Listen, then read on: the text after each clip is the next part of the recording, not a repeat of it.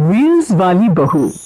प्रज्ञा को रील्स बनाने का बड़ा ही क्रेज है और वो दिन भर रील्स बनाती रहती है। खाते पीते घूमते फिरते घर में कॉलेज में रील्स बनाने के कारण प्रज्ञा पूरे कॉलेज में हाईलाइटेड है। जहां उसके रील्स सभी को पसंद आते हैं, वहीं मनीषा चिंता में डूबी रहती है। एक रोज जब खाते हुए प्रज्ञा रील्स बना रही होती है, तब मनीषा कहती है, एक मिनट भी चैन नहीं है इस लड़की को।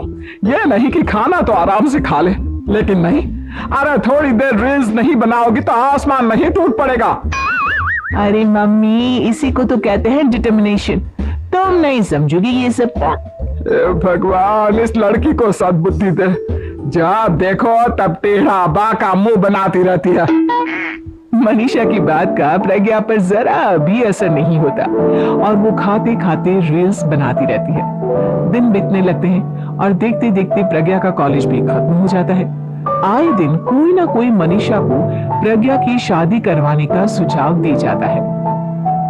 सब ठीक ही कहते हैं, प्रज्ञा की शादी कर देनी चाहिए। अपने घर के काम काज में व्यस्त हो जाएगी तो खुद ही ये रील्स और नाच गाना बंद हो जाएगा।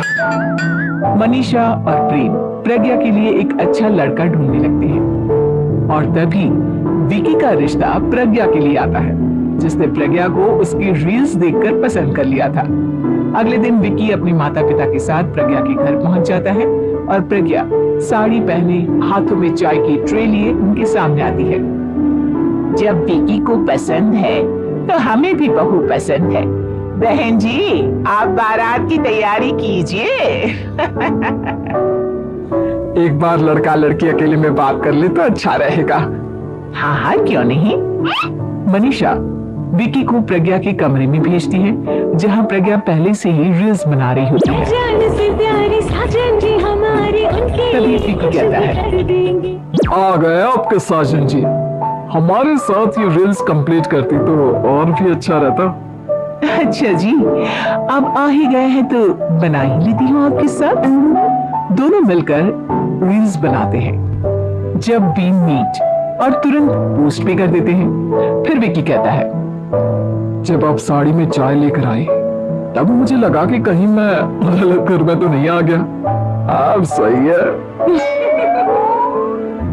दोनों की शादी पक्की हो जाती है और शादी के दिन भी प्रज्ञा रील्स बनाने से चूकती नहीं, यहाँ तक कि बारात के समय भी नाचते हुए रील्स बनाती है।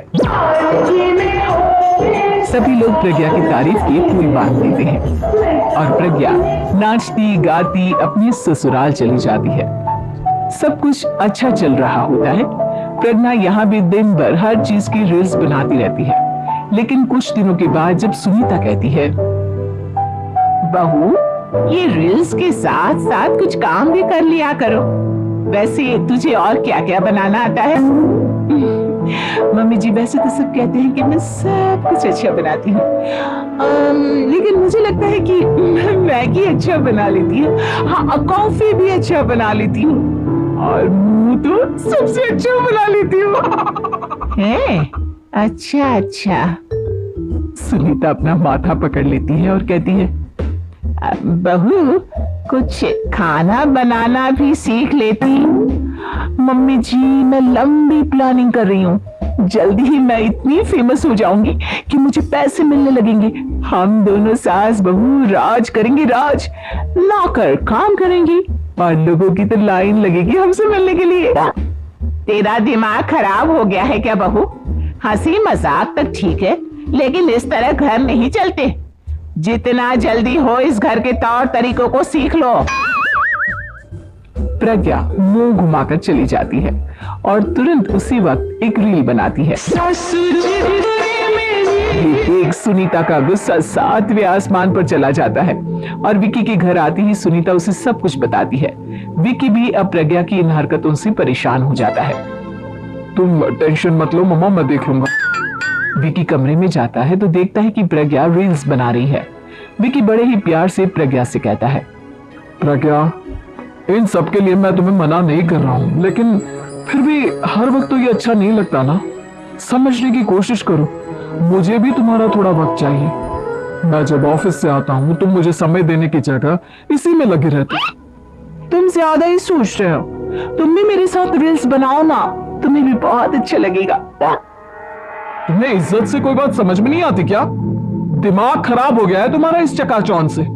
अगर तुमने अपना रवैया नहीं बदला तो मैं तुमसे दूर चला जाऊंगा। तुम ही रिश्ता लेकर आए थे, मुझे लड़कों की कमी नहीं थी और ना आज है। विकी दरवाजा पटककर चला जाता है। धीरे धीरे विकी प्रज्ञा से दूर होता जाता है। एक रोज मनीषा प्रज्ञा के ससुराल उससे मिलने जाती है। तब सुनीता उससे कहती है, बहन जी अब आई हैं तो कुछ दिन यहाँ रहकर जाइएगा, आप ही का घर है। हाँ मम्मी, बहुत दिन हो गए तुम्हारे साथ एक भी रील नहीं बनाई मैंने। प्रज्ञा तुरंत अपने फोन में रील्स ऑन कर लेती है।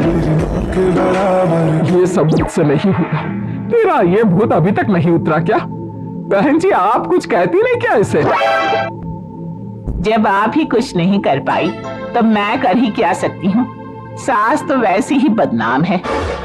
शाम को घर की लाइट चली जाती है और मनीषा प्रज्ञा से कहती है, मेरे घुटनों में बहुत दर्द हो रहा है, तू लाइट का कुछ इंतजाम करना बेटा। अच्छा कैंडल जला देती हूँ मम्मा। प्रज्ञा गाते हुए कैंडल जलाती है और खिड़की के पर्दे के पास रख देती है। मनीषा जिसे बहुत दर्द हो रहा है वो सो जाती है और प्रज्ञा हमेशा की तरह अपनी रील्स में लग जाती है। उधर कैंडल की वजह से पर्दा आग पकड़ लेता है और मनीषा के कमरे में आग लग जाती है। बचाओ, कोई है बचाओ। सभी भागते हैं और विकी कमरे की आग बुझाने में लग जाता है, लेकिन तब तक मनीषा आधी जल चुकी थी। मनीषा की हालत देख प्रज्ञा रोने लगती है। विकी मनीषा को तुरंत हॉस्पिटल ले जाता है और उसे एडमिट कराता है। विकी प्रज्ञा से कहता है, देख लिया ना, तुम्हारे इस नाच गाने की वजह से आज तुम्हारी माँ की जान जाते जाते रह गई। अब पता नहीं तुम और क्या चाहती हो। उधर डॉक्टर कहते हैं, इनकी हालत बहुत नाजुक है, आधे से ज्यादा जल चुकी है। प्रज्ञा रोती हुई मंदिर में जाती है और भगवान के आगे जाकर कहती है, भगवान मेरी माँ को ठीक कर दो, मैं कसम खाती हूँ हाथ से ये रील्स बनाना छोड़ दूंगी, बस मुझे मेरी माँ वापस मिल जाए। 2 दिन बीत जाते हैं और मनीषा खतरे से बाहर आ जाती है। पेशेंट अब ठीक है, आप लोग उनसे मिल सकते हैं। सब कोई मनीषा से मिलता है और प्रज्ञा सबके सामने अपना फोन तोड़ देती है। मुझे माफ कर दो मम्मा, मैंने तुम लोगों की बातों को नजरअंदाज किया। बेटा कोई भी चीज जरूरत से ज्यादा खराब है। मैंने तुम्हें रील्स बनाने से कभी मना नहीं किया, लेकिन हर वक्त एक ही चीज तो सही नहीं है। मैं समझ गई हूँ मम्मा, आई एम सॉरी। प्रज्ञा उस दिन से रील्स बनाना छोड़ देती है और पूरी तरह से अपने घर में लग जाती है।